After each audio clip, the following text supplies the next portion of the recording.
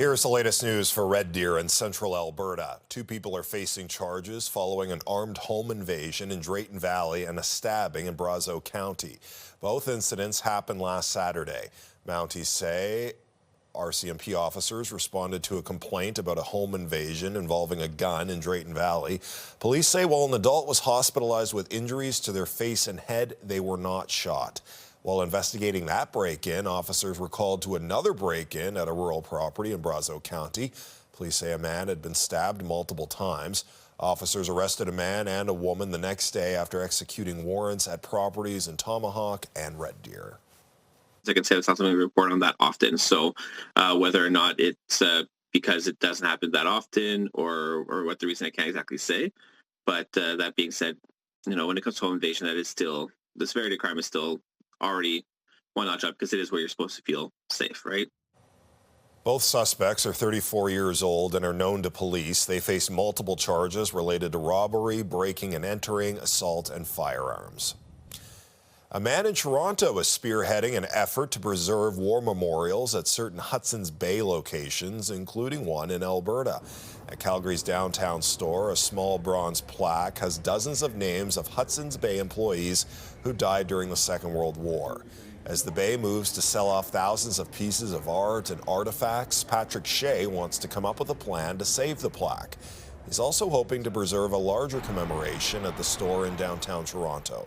The goal is for Calgary's plaque to stay in the province at the Military Museum. The names on those plaques, of course, were people that gave their lives to the country, in this case in the Second World War. And even though we might not know what these people look like, the fact that we can see their names on a daily basis, and often the case here with a lot of our items at the military museums, it makes it relevant. A spokesperson for the Bay says the company is mindful of all its artifacts and is working to handle everything in an appropriate way. NHL Central Scouting has listed 4 players from the Red Deer Rebels in its final rankings for this year's NHL draft. Right slot, Brigley holds down low, Lind on the goal line, pass out front, scores! Matthew Guard has the hat trick!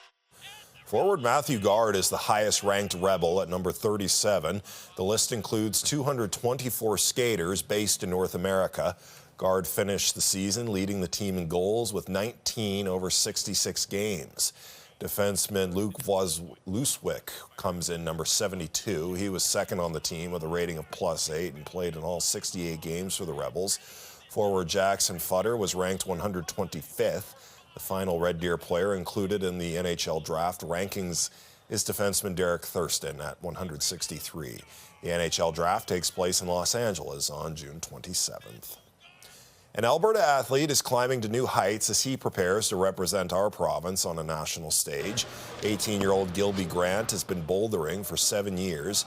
He's the #1 ranked junior boulderer in his age range in Alberta. In March, he won the youth provincials and finished 4th in the open category. Up next is the North America Cup in Montreal at the start of May and the Nationals in Vancouver later that month.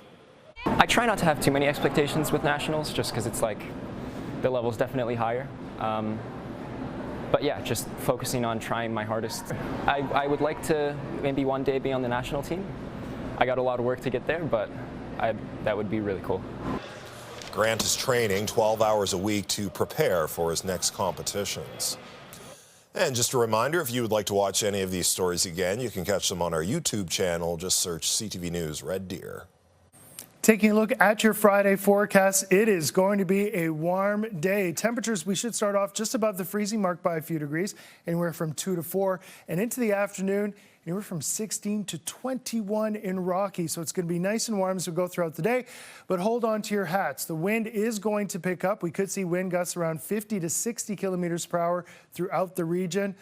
So it will be a bit of a windy Friday. Wind settled down a little bit for Saturday. The weather still looks good. Here's a closer look at your forecast.